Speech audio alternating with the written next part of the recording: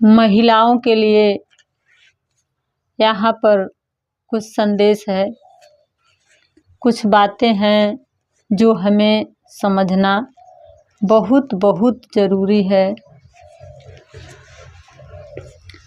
अगर इस बात को नहीं समझेंगे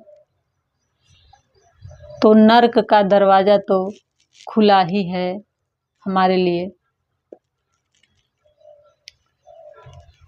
अगर नर्क से बचना है तो हमें ऋषियों के पास बैठना पड़ेगा, संतों के पास बैठना पड़ेगा, तभी जा कर के नरक के द्वार से मुक्ति पा सकते हैं।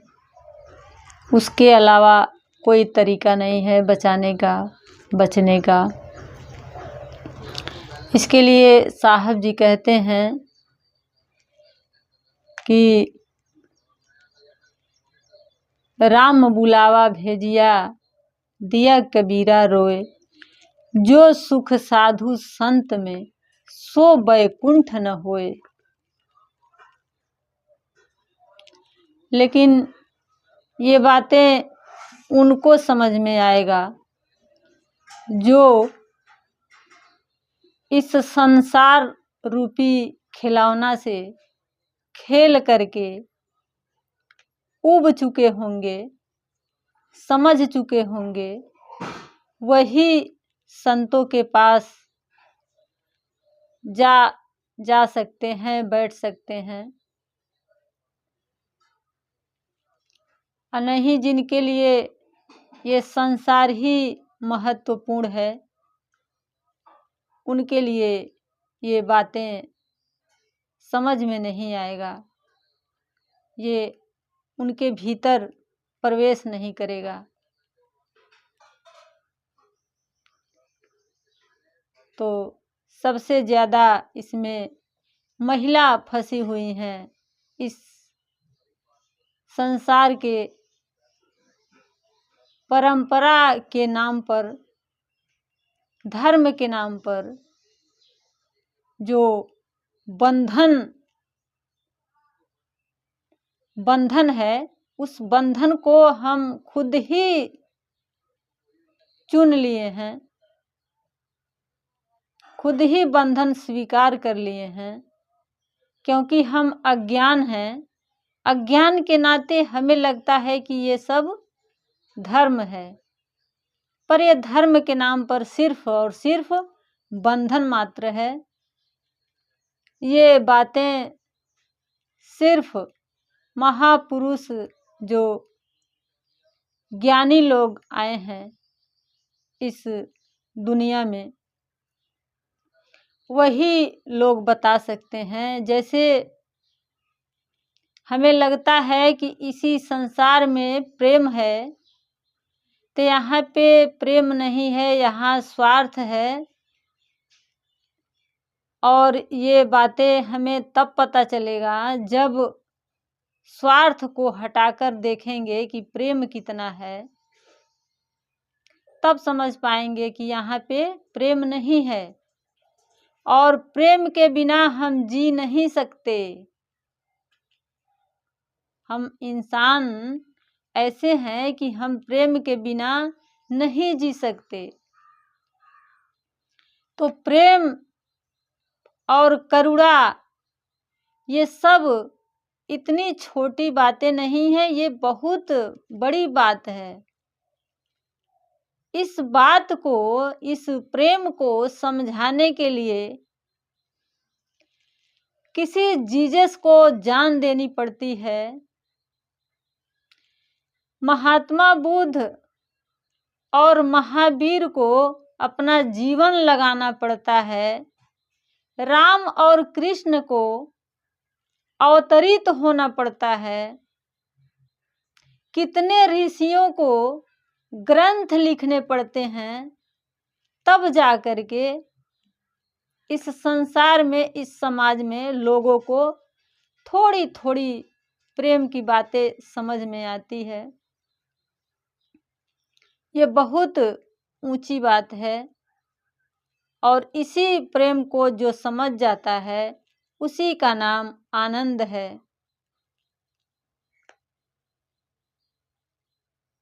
वही एक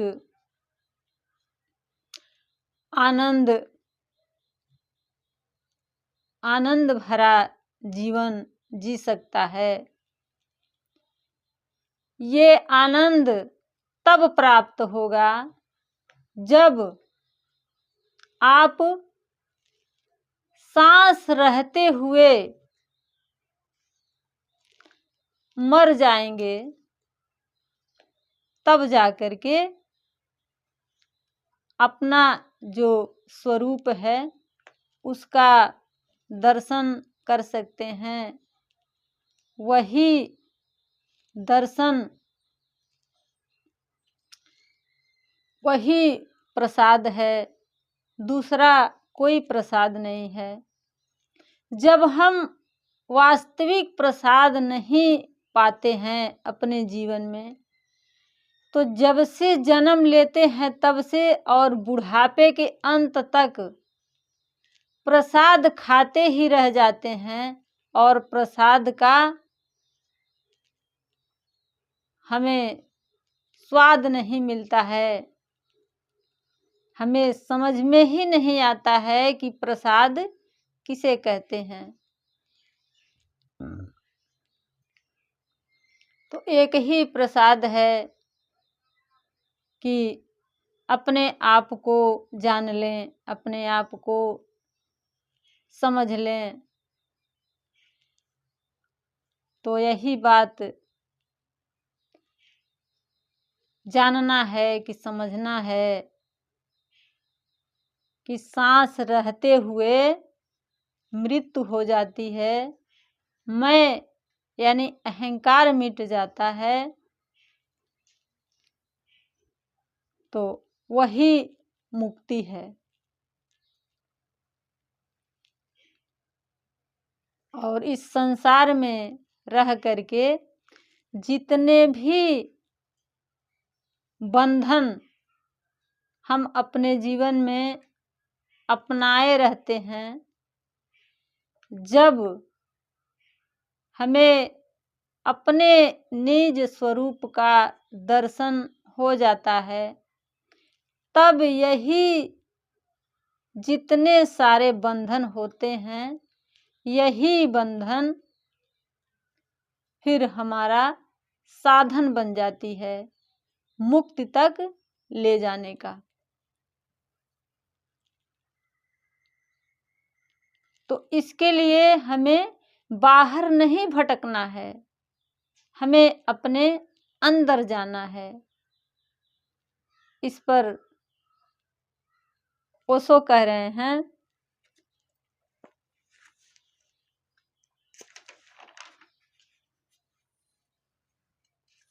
ओशो कह रहे हैं, ऐसे ही मर जाना है, जीवन को बिना जाने मर जाना है। ओशो कह रहे हैं कि ऐसे ही मर जाना है, जीवन को बिना जाने मर जाना है। अधिक लोग ऐसे ही मर जाते हैं। वो कह रहे हैं कि अधिक लोग ऐसे ही मर जाते हैं बिना जाने,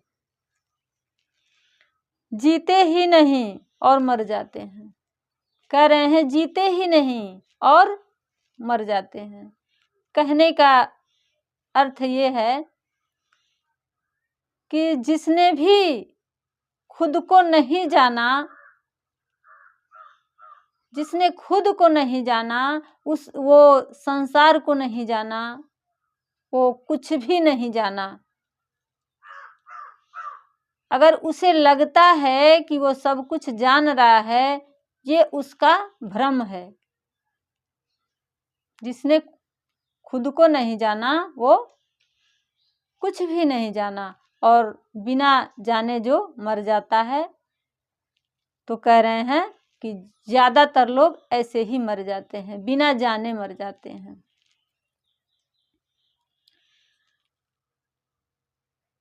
इतना ही कह रहे हैं कि इतना ही कष्ट करो कि बिना जिए नहीं मरेंगे। इतना चुनाव कर लो कि अगर इस दुनिया में आए हैं तो बिना जाने बिना जिए नहीं मरेंगे। अगर यही एक बात चुन लो तो आगे कह रहे हैं,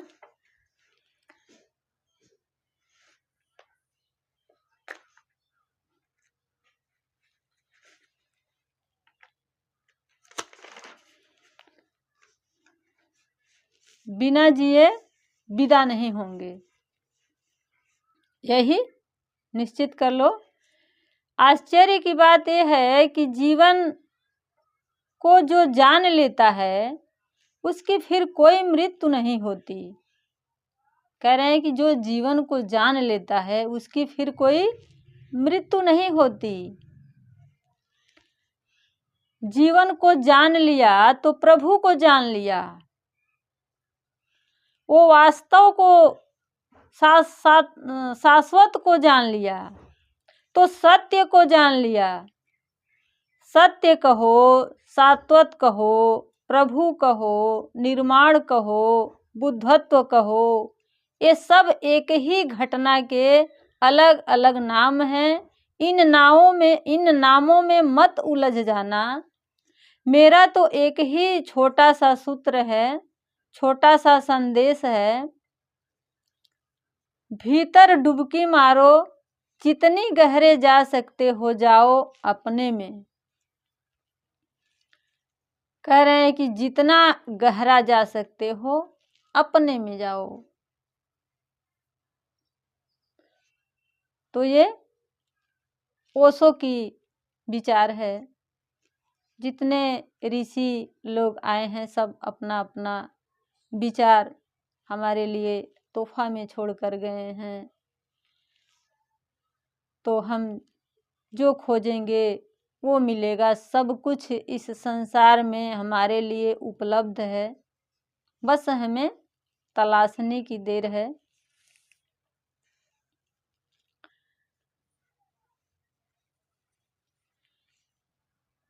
जीवन को कैसे जीना है ये हमारा चुनाव होता है। तो यहाँ पर ऋषि कहते हैं, क्या कहते हैं, जीवन या तो एक जबरदस्त विस्फोट है या ठंडी आह मात्र। जैसे गर्म ज्वालामुखी फटा जीवन या तो वैसा हो, नहीं तो एक सर्द कराह है जीवन। जिन्हें जीना है उन्हें उबलना पड़ेगा, उन्हें कुछ तोड़ना पड़ेगा, उन्हें फटना पड़ेगा।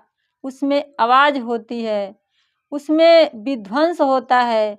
जो उस विध्वंस के लिए तैयार नहीं है वो अपनी संभावना का विध्वंस कर रहा है। या तो खुद को बचा लो या अपने ढर्रे बचा लो, या तो अपने तौर तरीके नष्ट कर डालो, नहीं तो वो फिर अपनी संभावना नष्ट कर डालो। कुछ तो टूटेगा, दोनों तो एक साथ नहीं बच सकते। सलाखें भी बची रहें और आज़ादी भी आ जाए, ऐसा तो नहीं हो सकता। या तो सलाखों को मिटना पड़ेगा और नहीं तो आज़ादी को मिटना पड़ेगा। इसलिए मैं कह रहा हूँ ज्वालामुखी सरीखा दहकता विस्फोट चाहिए।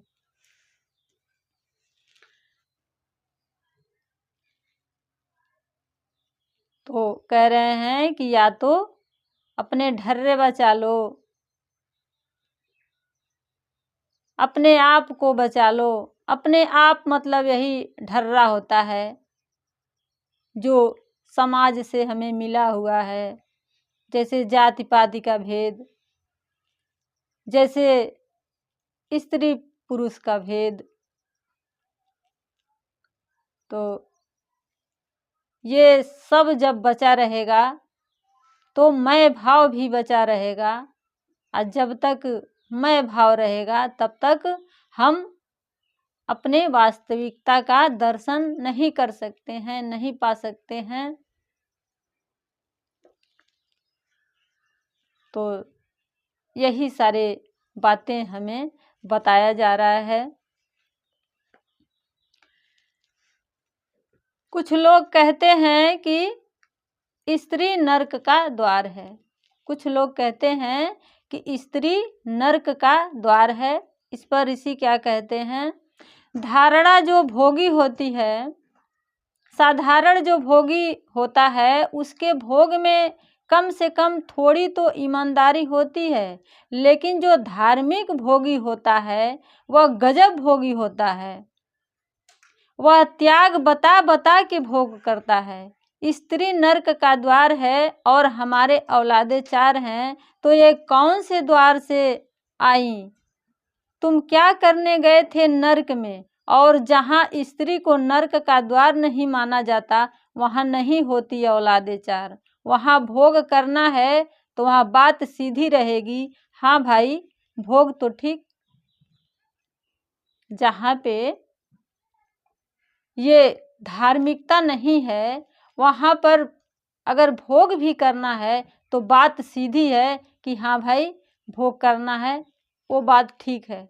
लेकिन जहाँ धार्मिकता ज़्यादा है, वहाँ पर त्याग का नाम दे दे करके और भोगा जा रहा है। यही ऋषि लोग बता रहे हैं। धार्मिकता पिछड़ापन का कारण है। कहा गया है कि धार्मिकता पिछड़ापन का कारण है। ये कौन बता रहे हैं? हमारे ऋषि बता रहे हैं। कह रहे हैं एक के बाद एक बहुत आसान किस्म के शोध हुए हैं कि धार्मिकता जहाँ जितनी ज़्यादा होती है, वहाँ अशिक्षा उतनी ज़्यादा होती है। इन दोनों में एक अच्छा पॉजिटिव का रिलेशन है कि जो समाज जितने ज़्यादा धार्मिक होते हैं, उतने गरीब भी होते हैं। वो इतने अशिक्षित होते हैं, उतने गरीब होते हैं। कई तरीके के रूढ़ियाँ उनमें उतनी ज़्यादा होती है। रंग भेद, नस्ल भेद, लिंग भेद, तो ये बड़ी विचित्र बात है। लेकिन धार्मिकता का मतलब ही बन गया है पिछड़ापन, और वो बात आंकड़ों से भी साबित हो जाती है। और हाँ, जो समाज जितना ज़्यादा धार्मिक होता है,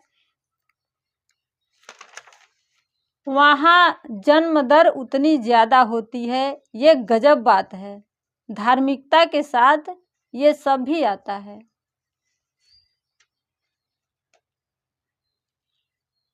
कह रहे हैं कि जितना ज़्यादा धार्मिकता जहाँ पर है, उतनी वहाँ पे अशिक्षा कम है। और जहाँ पे शिक्षा कम रहेगा, अशिक्षा रहेगा, वहाँ गरीबी भी आएगी। यही भरम हटाने के लिए हमारे ऋषि लोग हमें बता रहे हैं।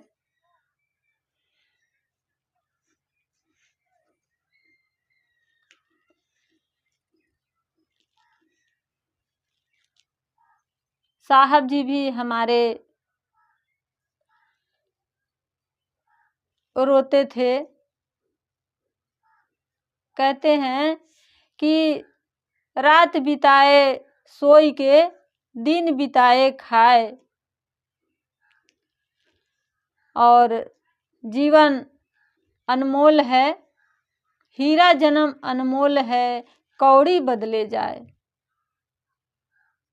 और एक और दोहा कहते हैं कि चलती चक्की देख के दिया कबीरा रोए, दो पाटन के बीच में साबुत बचा न कोई। तो जिन्होंने सच्चा जीवन जिया है, वो अपना जीवन कुर्बान कर दिया है हमारे लिए, और हम उसका कीमत नहीं समझ पाते हैं, नहीं जान पाते हैं, क्योंकि उन बातों को हम समझ ही नहीं पाते हैं कि वो क्या कह रहे हैं और किसके लिए कह रहे हैं।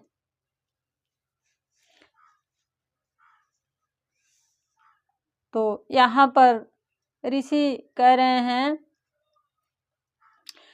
लोग कहते हैं कबीर साहब को भी लोग कहे होंगे कि रात में आपको नींद क्यों नहीं आती। उसी प्रकार से यहाँ भी कहा जा रहा है कि आचार्य जी आपको नींद नहीं आती। तो आचार्य इस पर कह रहे हैं, एक घड़ी है, उसमें एक दिल बना हुआ है लाल, वो बताता रहता है कि कितना है आपका। वो आमतौर पर 70-75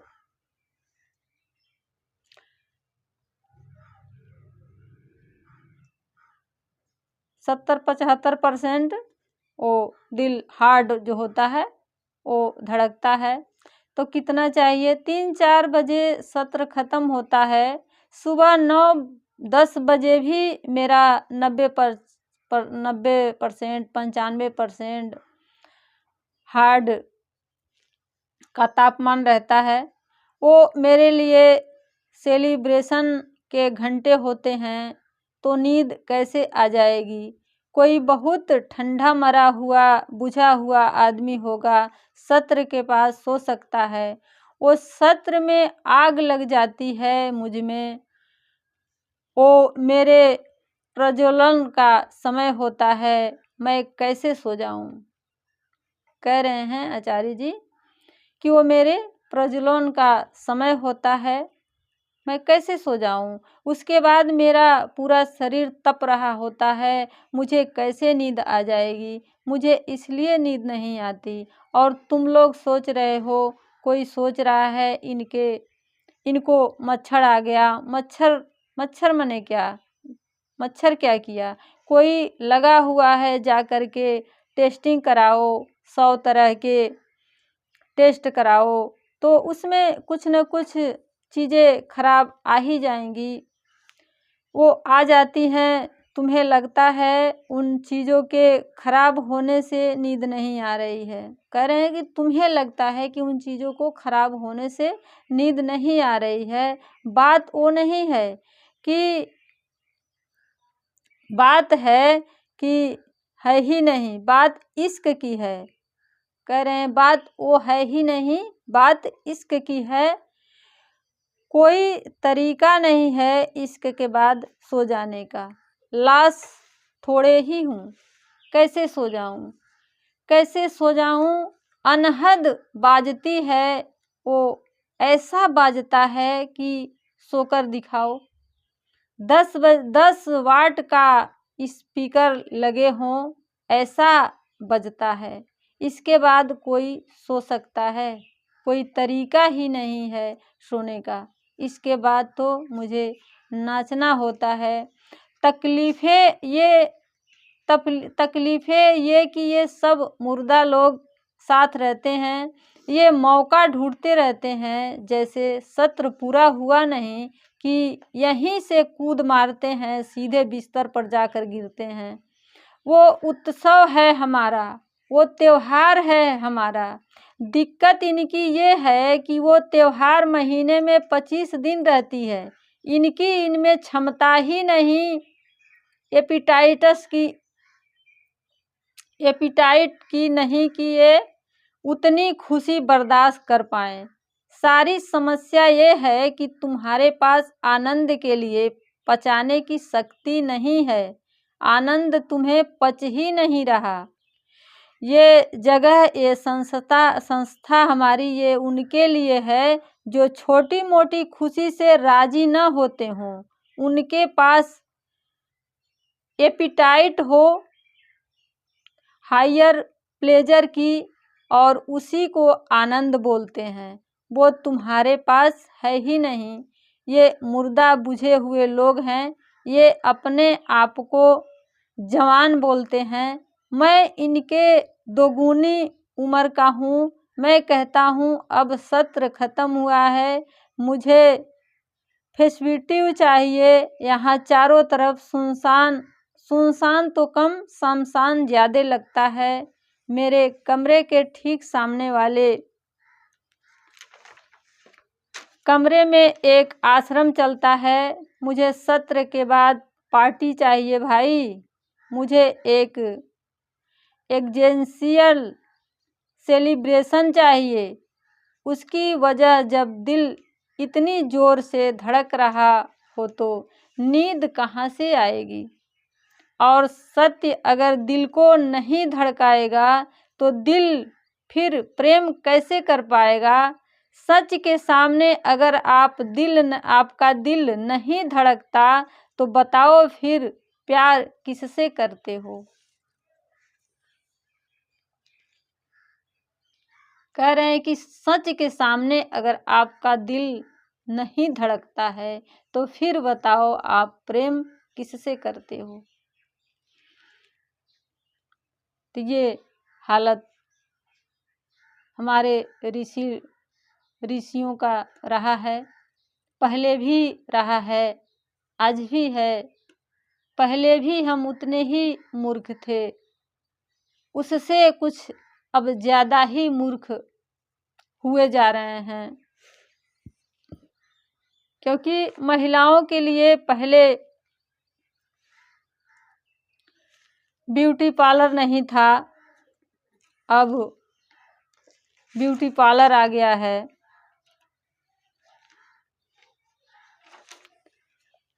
तो एक के बाद एक हमारे लिए जाल बिछाया जा रहा है और उस जाल में महिलाएं ज़्यादा फंस रही हैं।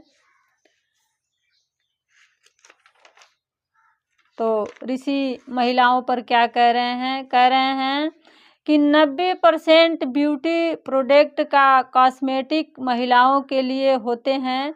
हमें समझ में नहीं आता ये बात। दुनिया के संतों में और दुनिया के धन में महिलाओं की भागीदारी 2%, 5% और देह चमकाने के बाजार में महिलाओं की भागीदारी 90% हमें दिख नहीं रहा कि ये हमने क्या बना दिया अपने लड़कियों को।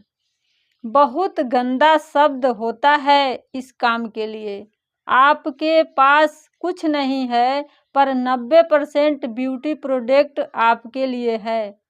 वो काम आप भरपूर करते हैं। पीएचडी में कितनी हैं? बहुत कम। करें पीएचडी में कितनी हैं? बहुत कम। संसद में कितनी हैं? बहुत कम। कॉर्पोरेट बोर्ड में कितनी हैं? बहुत कम। नोबेल प्राइज में कितनी हैं? बहुत कम। ब्यूटी प्रोडक्ट के बाजार में कितनी हैं? वही हैं। तुम्हें दिख नहीं रहा?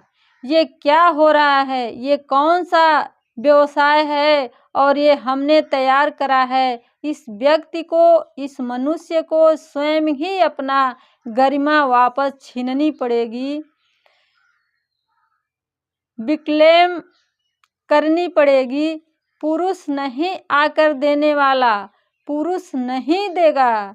क्योंकि महिला को मनुष्य की तरह देखने के लिए पुरुष को मनुष्य होना चाहिए। महिला को पुरुष की मनुष्य के नज़र की तरह देखने के लिए मनुष्य होना चाहिए ना। पुरुष मनुष्य कहाँ है? पुरुष तो पुरुष है। तो नारी को भी बस देह की तरह देखता है, चेतना की तरह नहीं देखता है।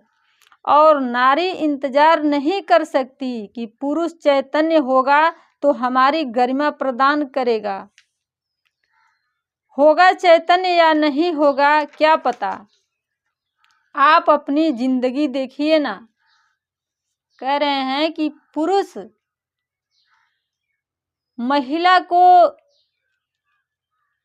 तब मनुष्य के नज़र में देखेगा ना जब खुद मनुष्य बनेगा, खुद चैतन्य बनेगा, तब न महिलाओं को भी देखेगा उस नज़र से। लेकिन यहाँ पर तो पुरुष सिर्फ पुरुष है, इसलिए महिलाओं को भी देह की तरह देखता है। तो महिलाओं को अपना अधिकार स्वयं ही छीनना पड़ेगा, स्वयं ही जानना पड़ेगा। महिला इंतजार नहीं कर सकती कि कोई पुरुष आकर के हमारा अधिकार दिलाएगा। अगर ऐसा सोचेगी तो वो सोचते ही रह जाएगी, उसका कभी ये उम्मीद पूरा नहीं होगा। तो ये जानने के लिए ऋषियों के पास बैठना पड़ेगा, जानना पड़ेगा, समझना पड़ेगा, तभी जा कर के हम जहाँ पर हैं वो दिखाई देगा कि हम कितने कचड़े में हैं। जिन्होंने भी जाना है खुद को, वह यही जाना है कि हम कितने दुख में हैं। इसीलिए गौतम बुद्ध ने भी कहा है कि सर्वम दुखम दुखम, सर्वम दुखम दुखम, सब दुख है। तो तभी हमारा भ्रम हटेगा जब हम ऋषि के पास बैठेंगे।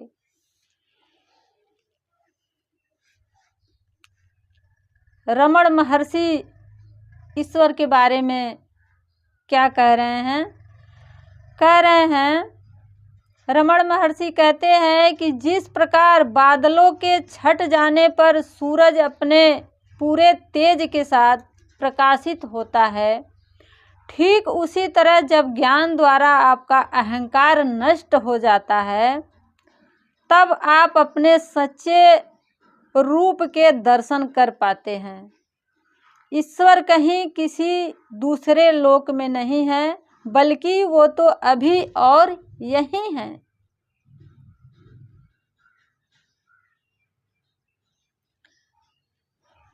तो ये ऋषि समझा रहे हैं कि कहीं और नहीं है, कहीं दूर नहीं जाना है, अपने ही भीतर ढूंढना है कि ईश्वर कहाँ है। कहीं पाथर पूजने से, कहीं तीर्थ धाम करने से कोई लाभ नहीं है। इस पर ऋषियों ने कहा है कि मन चंगा तो कठौती में गंगा। तो इस जितने भी हम धर्म के नाम पर बंधन बटोर लिया है, बंधन को समझ लिया है कि यही धर्म है, वो सिर्फ बंधन है। तो जब अपना स्वरूप का दर्शन होता है तो कुछ भी छोड़ने की आवश्यकता नहीं पड़ती है, वो स्वयं ही छूट जाता है। कब छूट गया, कैसे छूट गया, पता ही नहीं चलता है। जैसे गीता में भी कहा गया है कि इंद्रियां को शरीर को ज्ञान को दे दिया, सब सहज ही हो रहा, कुछ भी नहीं हमने किया। इंद्रियां को शरीर को ज्ञान को दे दिया, अब सब सहज ही हो रहा, कुछ भी नहीं हमने किया। तो कहा गया है कि एक साधे सब सधे, एक साधे सब सधे। जब खुद को जान लेते हैं तो सब कुछ समझ में आ जाता है, सब कुछ साफ साफ दिखाई देने लगता है। इसी पर कबीर साहब कहते हैं कि मैं कहता आँखन की देखी, तू कहता कागद की लेखी। तुम जो कह रहे हो कहीं से पढ़ करके कह रहे हो, कहीं सुनाई बातें कह रहे हो, और मैं जो कह रहा हूँ वो आंखों से देखा हुआ कह रहा हूँ।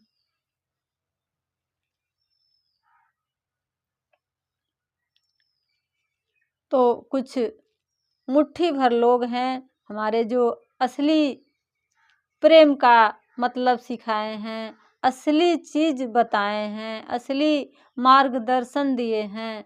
उन्हीं लोगों के पास बैठने से हमें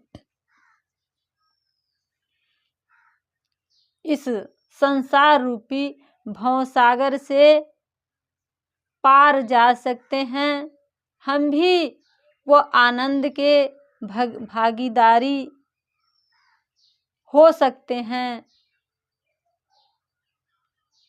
और जब चाहें तभी हो सकते हैं, जहाँ चाहें वहीं हो सकते हैं। कहा गया है कि भगवान जब देता है तो छप्पड़ फाड़ के देता है और जहाँ देता है वहीं देता है।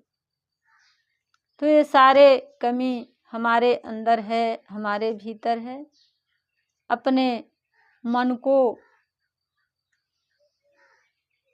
पकड़ करके, बांध करके, जैसे भी हो ऋषियों के पास लाना पड़ेगा, बैठना पड़ेगा, तभी जा करके इस भवसागर से मुक्त हो सकते हैं, इस मृत्यु के भय से बच सकते हैं।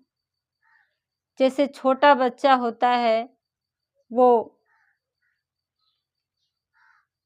माँ को छोड़ करके स्कूल नहीं जाना चाहता है, लेकिन फिर भी असली माँ का प्रेम वही होता है जहाँ बच्चे को वो ले जा करके स्कूल में, जहाँ प्रथम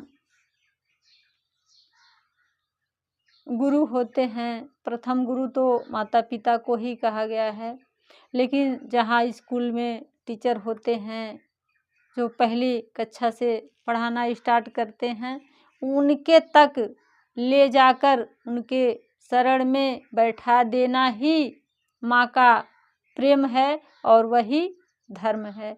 उसी प्रकार से हमारे भीतर जो अहम है, ये भी बहुत बेचैन है, बहुत परेशान है। इसको भी ये जो प्रकृति माँ है, ये भी उसी माँ की तरह वहाँ तक ले जाती हैं, पर इसके लिए हमें ऋषियों के पास बैठना पड़ेगा। क्योंकि कबीर साहब कह रहे हैं कि कहत कबीर सुनो भाई साधु, गुरु बिना भरम न जासी। बिना गुरु का ज्ञान नहीं मिल सकता है, बिना गुरु के ये भरम का पर्दा नहीं हट सकता है। तो कहते हैं कि गुरु बिना भरम न जासी।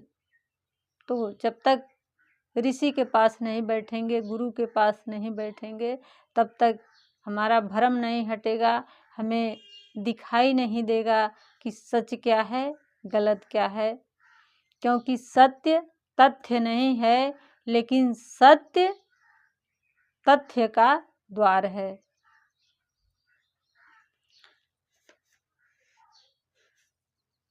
तो इतना सुनने के लिए बहुत बहुत धन्यवाद आपका।